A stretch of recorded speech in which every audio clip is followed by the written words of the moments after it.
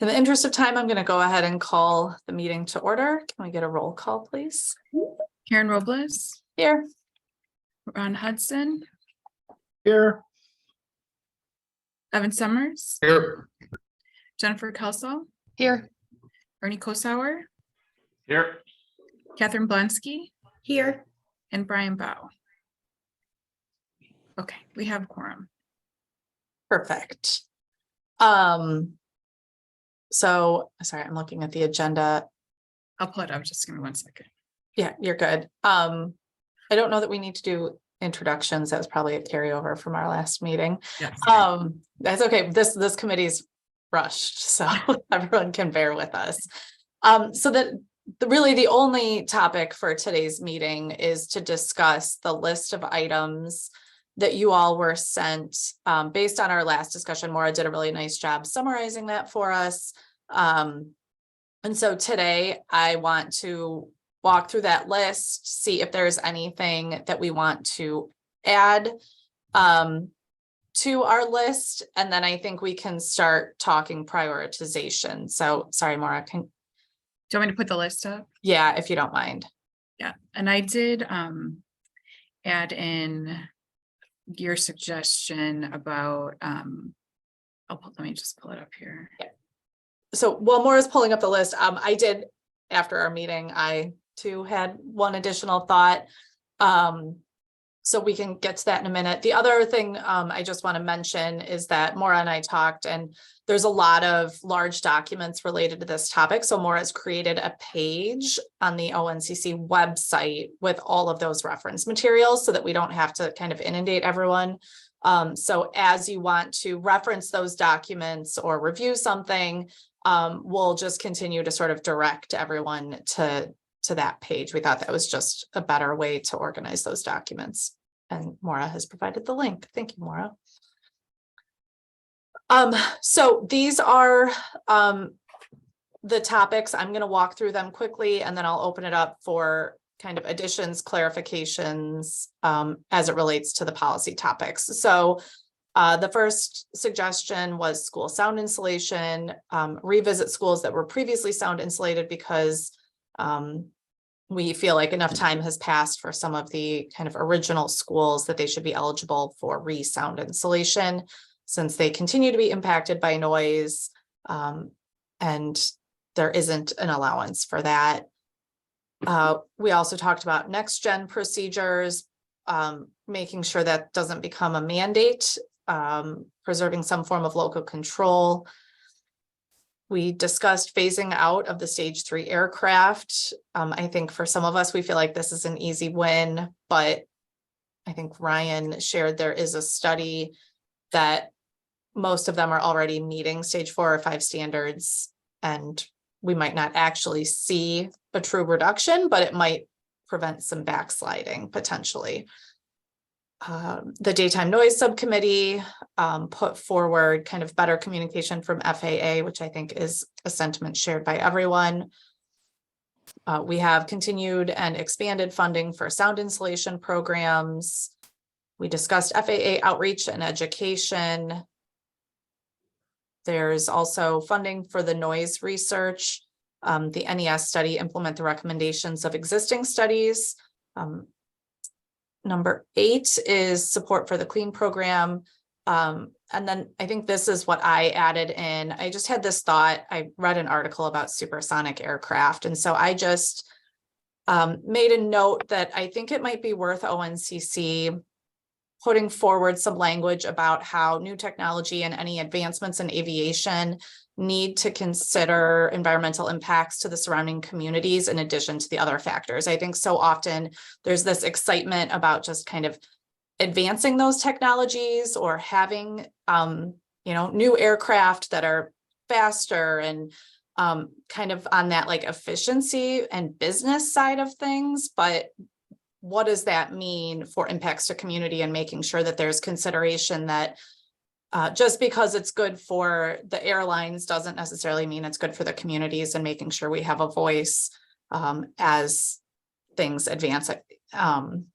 So we can discuss that. And then lastly, we just had workforce and staffing issues was the last topic. So I think it's a really comprehensive list. I was excited to see it all put together. And so now at this point, I just want to open it up, like I said, for any comments, clarifications, additions, subtractions to this list before we prioritize. So who's got thoughts? Evan.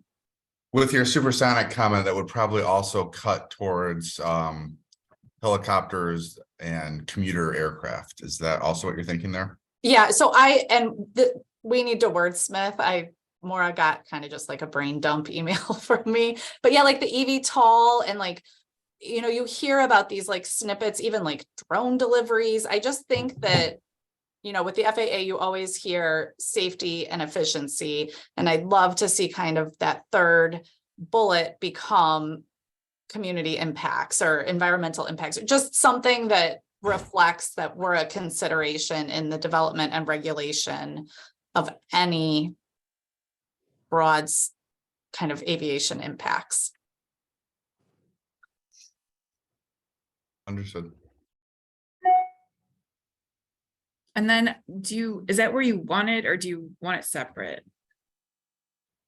I don't know where I want it. I think we can discuss and everyone can weigh in where we think it's best. So Okay. Evan, did you have another comment?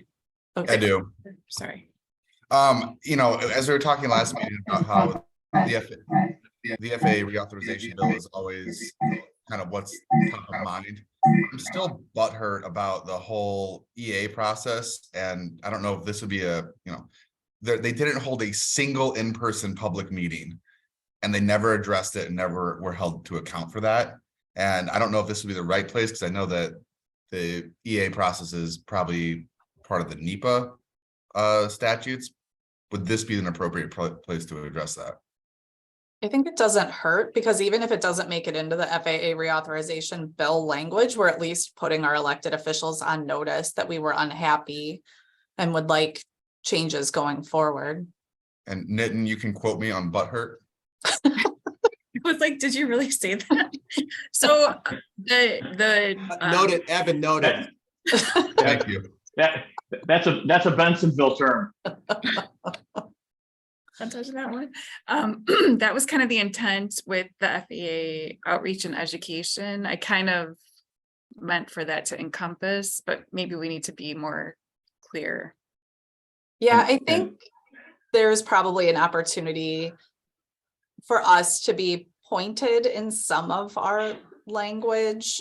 You know, there's going to be areas where we're more vague, but I do think that we could reference kind of what we felt was a lack of outreach and the need to ensure that that doesn't happen again, and be more pointed in some of these areas. And I'm wondering, And Karen, go ahead. Go ahead. Should the previous or the number 4 be wrapped into this somehow? I know or is it better separate? I think it needs to be separate, because I think that we've always felt that the EIS or EA process, nobody was listening. And this last time, they literally weren't even trying to hide it. They just stopped listening and didn't want to even engage with us at all. So it's like they said the quiet part out loud. Ernie? I was just going to say the same thing. I think you can tie it into this whole issue of, hey Congress, if you're going to reauthorize the FAA, we would like to have, under the broad scope of, we would like to have a whole lot better communication. And when stakeholders such as ONCC ask questions, we certainly would like to get more timely answers. Okay, so point of clarification from Maura. Do we want that better communication from FAA to include our point about TAP-EA, or are we going to have 3 distinct bullet points? Or should number 4 go under number 6? Or All of the chair. What was that, Evan? You get to decide that, Karen. I don't think we need to format this as a group. I think you and Maura are more than capable of, and we trust you guys to make those formatting decisions. Thanks for punting. I'm Okay, really good at that. Maura, why don't you put it under 4 for now and we'll talk through it and maybe just make a note that we need to discuss. Right. What else does everyone have in I- terms of our? I'm thinking the third bullet under 6 probably goes under 4 as well. That's what, yeah, that's why I wanted to. Yep. Yeah, I think 4 and 6 we're going to need to work through. Because I think the ombudsman and the GL report are sort of different topics. Good point.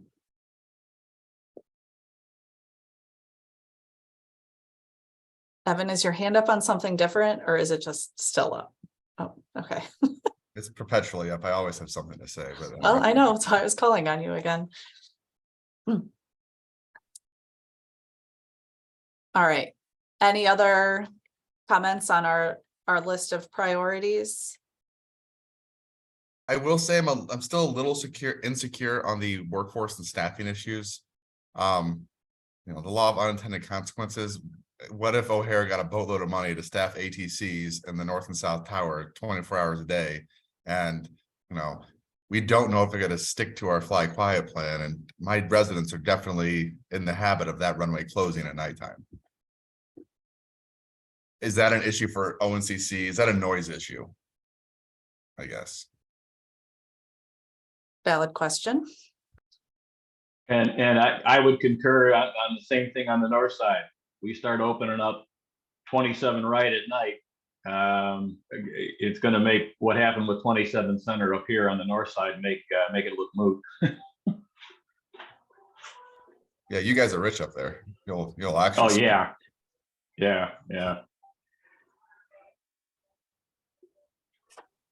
Anyone else want to weigh in on number 9? I moved to strike number 9. Yeah, I'd say I think we'd be okay with removing it unless we lower prioritized it. But I think if we remove it, I don't think there's any harm in that. Great. I actually agree with that. I think this is an issue that everyone in the industry is well aware of. It's likely going to make its way into the bill in some manner. And so I don't want to dilute our message with things that are kind of ancillary when we have some higher priorities. So, all right, we'll strike number 9 unless there's any objections. Because it was a motion, do we need to vote on it? I It don't doesn't have to be a real motion. I'll rescind it if we just want to take it. Just asking, sorry. consensus. Is there consensus on striking number 9? I missed the first meeting, so I'm not really sure what the purpose of number 9 was. So I think we were just, it came up as we were just discussing kind of hot topics and issues. And there was some discussion that Fly Quiet was limited to which runways were eligible to be used in the program based on air traffic control staffing issues. So we put it on the list because we discussed it. But to Evan's point, having those runways closed at night actually does provide relief to areas around the airport. So, right. And staffing is an issue everywhere, not just O'Hare. So yeah, I'm sure the FAA would like you to point it out so they could get more money for people, but there's really not people available. I mean, the air traffic staffing is an issue a lot of places. right. And I think how we tie that into noise considerations, I think is ambiguous at best. So, Right. okay, we will strike number 9. All right. Anything else on the policy topics? Yeah, Karen, one thing, daytime noise did pass a motion at its last meeting that to at some point request support for the clean program from ONCC. I'm happy to defer that over to this committee if that makes sense, which I think it does. Yeah, that would be great if you could get us that, and we'll kind of use the work you all did to craft number 8. And while daytime noise also discussed the issue of the reauthorization bill and the outreach of or the work of Congress to kind of mandate that if we're going to reauthorize you, you need to work with the stakeholders more. While I thought we had taken action on that in form of a motion, we did not. It was just a matter of discussion. So just FYI for everybody. Okay. Great. Okay, I'm not seeing anyone else want to weigh in on the draft policy topics at this point. I'll throw one up. Sorry to interrupt. I'll throw one out there. One of the things that also was discussed at daytime noise is optimized profile descent. And I don't know if we want to throw that in here as part of the discussion, if that makes sense for anybody. I know in working with Ryan that we're going to talk about that more at a follow-up meeting. But seeing as FAA has now implemented it at some airports, and by the way, one of them, Atlanta Hartsfield, the question would be, if you can do it in Atlanta, why can't you do it here? And I don't know if we want to bring that up as part of the topics of draft policy or not. I'm just throwing it out there. I think that's an interesting consideration. I guess my thought is it wouldn't hurt to maybe add a policy topic about optimizing procedures to reduce noise impacts and keep it broad. I don't know, Ryan or Vildana, do you have thoughts as experts on this? Well, I think what you're probably referring to is probably something under the next gen procedures. I mean, about how, you know, they've been implementing a lot of those procedures without a lot of detailed environmental analysis, at least in my view, because they're concentrating so airport specific and not more broadly as to how all those different routes collected at the individual airports. So to me, it's more under your local control under next gen type thing. Okay, thanks. One of the things I noticed, and it's probably because of what I do for a living, is that dealing with the FAA EIP funds are assigned based on a national priority system, and typically things like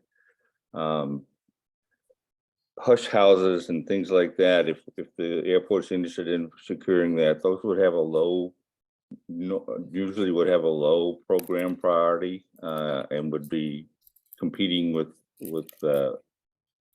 other projects that maybe not be as valuable to O'Hare, but would be as a hush house would be. Say if we've got run-ups outside because the hush house is already busy, then you know, you may want to increase your capacity there. And we've been for certain things like towers and things like that, we actually had to get them to change the priority rating. So if there's any specific projects that the airport may want to implement from a noise reduction standpoint, maybe some words about making the national priority system more environmentally friendly. Thanks, Ron. Ryan, did you have something? Well, I think going back to optimized profile descent, and maybe to tie in with what Mr. Hudson was referring to, and perhaps we don't be as specific as specific procedures that the FAA should pursue, but maybe language that encourages the FAA to continue to investigate new procedures that would result in decreased noise impacts on communities around airports, and implement those at, look to encourage them to continue to implement those at airports with significant noise impacts. So rather than be specific about And you can maybe even call out optimized profile descent, but I guess going away from requesting the FAA to implement optimized profile descent at O'Hare, be more general about it. Great. Thank you. Do you agree that number 2 is a good spot to put that in? And Yeah. maybe okay. And maybe, yeah, I'll leave it there. Great. Thank you. All right. Anybody else have anything they want to? Sorry, so I'm not clear what the wording would be on Oh, this. here, I got the wording from Ryan. I'll put it in the chat box. Thanks. And you can tell me if I got it wrong. Thank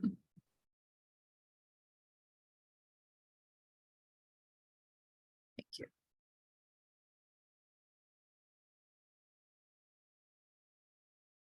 All right. So, and we can always come back and discuss the policy topics again, but I do want to keep things moving. So I thought now we would move on to prioritization. And I thought about how we were going to do this. And I think what I'm going to do is, out of these 8 policy topics, I'm going to ask all of the committee members to pick what your top priority is. And then I'm going to keep track on which ones get votes, and then we'll kind of see how that shuffles things, and then we'll discuss and move on from there. So Maura, can you, so everybody review the 8, and then I'm going to ask Maura to do like an informal roll call, and you can just tell me which number policy topic is your top priority. Any questions on how that's going to go? You want us to give 1, 2, 3, like when we do it, so she can write them all down at once, or do you want all of 1 at one time and then all of 2? I think I want to start with all of 1 first, because I want to see how it shakes out. Because like for me, what my second priority is could change based on what we all determine the first priority is going to be, if that makes sense. I like the idea of ranked choice voting, but that may get a little complicated here. Also, I'm doing it on a Post-it note, so we can't complicate it too much. This is a fly by the seat of my pants decision. So, all right, Maura, can you just run down the roll? So,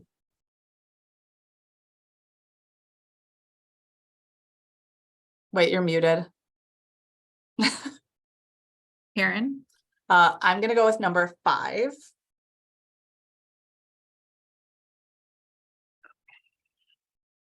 Ron, I think number 8. Evan, Number 2. Ernie, I would vote for number 4. Dr. Kelsall. Okay, well, I have to go with number 1. That is why I'm here. Of course. Come on, guys, we gotta Catherine? pick the same one. I also like number 5. Okay. And I don't know, if Brian joined? I don't see him. Okay, so we're missing Brian. So we have 2 for number 5. That didn't go as I had hoped. I was hoping for a stronger sense of, okay, so Do a 2 and a 3. yeah, we're gonna go to, Can I ask a question? Like, Sure. Our end product, is it only supposed to be a portion of this? Could it be all of these? Like, what? I don't like, because I'm looking at, we've almost got a tick on all of them. Is it something like, if we're going to end up all of these, do we work in small groups to kind of come up with that looks like? I don't know. no, so at this point, all 8 are going to be advanced, but it's going to be kind of a multi-stage submittal, because we need to just get our priority topics and a brief synopsis submitted so that they can be factored in, and then we'll have an opportunity to expand on them. And so what I envision is, a brief, probably memo or letter that is formatted fairly similarly to this, but where we can say, these are the 8 priority items for the ONCC, but we've provided them in our priority order. So that our elected officials and the committee understand what we would actually like them to pursue on our behalf, so that they don't immediately jump to like our last priority and say they got something done for us. Thank you. Appreciate that. Okay, so now we're going to go to your second choice. So if, you know, assuming your first choice got selected, which item would be your second priority? Do you want to do second and third at once, or just go for second? No, we can do second and third. I've divided my Post-it note. Okay, Karen, what's your number 2 and 3? Okay, my number 2 is number 2. And my number 3 is number 4. Okay. Ron? Yeah, you know, I see 1 and 5 being very similar. Okay. Is there, I mean, that's that topic, I guess. I mean, 1 is philosophy and the second one's money. So, I chose 8 first, so now I'm looking for money. So either 1 or 5, whatever. That's Whichever one gets another vote, I guess. well, I think number 1 is revisiting schools that were previously, maybe it's too specific, but previously insulated, and number 5 is just more general, continuing the funding. So that's a dollar amount expansion. I mean, I didn't know if we were looking at making more people eligible, such as reinstallation, things like that. So It's more to do with the criteria, I think. Well, sorry, go ahead. I was going to say number 1 is a policy change, in that right now it's like, if you get sound insulated, it's one and done. It's up to the schools to fund that going forward when those windows and doors reach the end of their useful life. So we're seeking like a policy change on 1. For number 5, I think we're looking for a continued commitment to sound insulate. I don't think we've gotten into kind of the policy discussion. I think, you know, obviously there's interest in expanding who is eligible. I think that's gets a little bit messy. And I think here we're just looking for, as airports continue to change how their airfields are used and the contours change, we want to make sure that there's still funding available to help the people who are then impacted. So I think 1 is policy change and 5 is asking for money and a commitment. I do have a question though. With that policy change, in order to do that, we'll need funding, right? And I can't remember exactly how that policy is written. Like, I don't know if it includes funding in it. Yeah, I think that's a good clarification. I think the idea here would be that you would be eligible to use funding, that it would be, because it being eligible, if there's no money allocated, doesn't actually get us anywhere. yeah, well then I guess I vote for number 5 then. Okay, and then what is your third? Oh my goodness. I know. Oh my goodness. Maybe number 1 only because I'm afraid it may not get any consideration otherwise. All right, thank you. Evan? 5 and 1. Ernie? 8 and 2. Dr. Kelso? 5 and 2. Catherine? 1 and 2. And still Brian, no Brian, right? Okay, all right, Karen. Hold on, Joe, did you want to say something, Joe? You unmuted. No, Oh, okay. I promised I wouldn't talk today. Okay, so in the first and second rounds of voting, 5 had the most votes. And then in the third round, it was number 2 and then number 1. So based on this, I think the priority would go number 5 and then number 2. And then number 1. And then we could filter from there. So that would put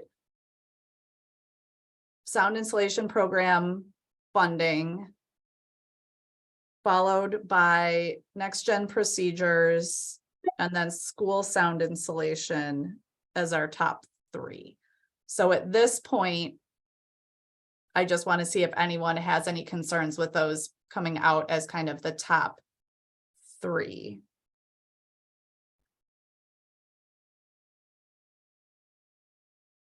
Hearing none, I'm going to assume that we're good with that. So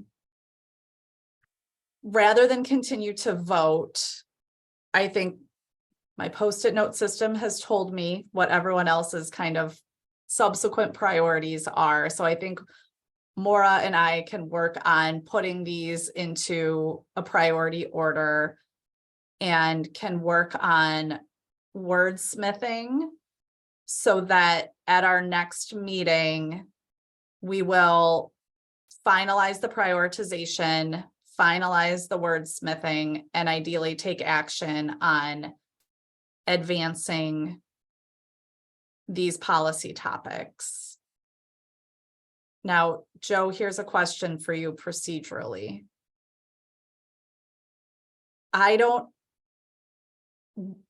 We're not going to have this done necessarily by next Friday, and then we don't have another meeting until May. So how are you okay with the ad hoc committee advancing these on behalf of the ONCC without a full commission vote? Because of time constraints, I think I'm going to say yeah, but we got to let the entire committee know what we've done and why Yeah, we've done. Maybe with my update next week, we can share, solicit feedback, and give everyone advance notice that due to timing, that's how it's going to have to go. Yeah. But also, if we had to, if you would feel better, we could have a special executive committee, like Zoom meeting. That's a And great point. interim too, just if you wanted. Yeah, I think that's actually a good idea, Maura. Well, just remember that when I created the meeting, I put you guys in charge of putting the list together. Yeah. Yeah, we could have an executive meeting, but you guys have been tasked to do what you're doing. Okay. So that's going to be the game plan then. Maura will send out a doodle poll. We will work to prioritize and wordsmith in advance of that meeting. And then at the next meeting, it'll be to truly try and wrap this up, and then we'll share it with our elected officials and then kind of look to them to tell us next steps of when they're looking for additional information to guide our future meetings. So any questions or comments on all of that? Are you thinking next week for a meeting? I'm thinking maybe the following week, because we need time to do this. Okay. So. Okay. All right. So look for the doodle poll on the next meeting. Next on the agenda is comments from ONCC members. So are there any ONCC members with us that want to speak up at this point? Thanks for taking the charge. Yeah. I'm just relieved this is going to be like an expedited process. And relieved that we're still out of disaster proclamation, so we could be doing this virtually. We are very carefully monitoring the legislation that will allow us to continue to meet virtually, because meeting in person is going to complicate things immensely. Well, that ends soon. Yeah. He's already given his deadline date, so. There are some bills in the state legislature to make the remote Okay. meetings permanent, so So- we've got our fingers and toes crossed on that. Write your one. legislators and support Yeah. the ongoing Actually, ability to use Zoom. Laura, do you know the numbers off the top of your head? House bill, Senate I'll- bill numbers? Yeah, I'll send them to you. Not off the top of my Okay. head, but I'll send them to you. Thanks. Ernie? I just have a question. Do we need to take action on the minutes from the last meeting? You know, it's not on, we forgot to put it on the agenda, so we can't take action on it. So Okay, we'll I'll approve make those. sure we'll do both at the next meeting. That was my miss. I'm sorry. Yeah, mine too, so. That's what happens when you're in a rush. So, okay, and then I know Dan's with us, so I'm assuming you have a comment from the audience, Dan? Dan has a comment. Absolutely. Thank you very much. Guess what? I have to offer some food for thought on number 5 in the residential sound, and just some considerations of the complete mess the TAPEA has made of that program. And considering there's up to 6,200 households that need mitigation without any certainty of funding or a time horizon, and some of whom have already been waiting 18 years. So looking a little further ahead to Fly Quiet, how can you implement Fly Quiet without either certainty of funding or a time horizon for that as well, when you have potentially up to 6,200 households that need to be mitigated first? I don't know how you say in 2 years, we're going to implement this program that's going to change the contour, newly impact people, but we really don't have funding or any horizon as to when we'll get to you. So I think what you decide as far as the specifics on number 5, not only impacts the equity for the existing eligible residents, but whether Fly Quiet will be viable in the short term or at all. That's what I got. Thanks, Dan. Any other comments from the audience?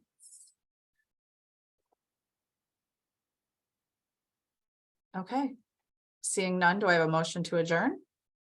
So moved. Is there a second? I'll second. All right, Maura, can we do roll call? You're muted. All right, Karen, Yes. Ron, Yes. Evan, Yep. Ernie, yes. Dr. Kelsall, Yes. Catherine, Yes. and Brian's not here. So we are adjourned. Great. Thank you all for your time Thanks. this morning. Thank you. Goodbye, everyone. Bye. Thanks, everyone.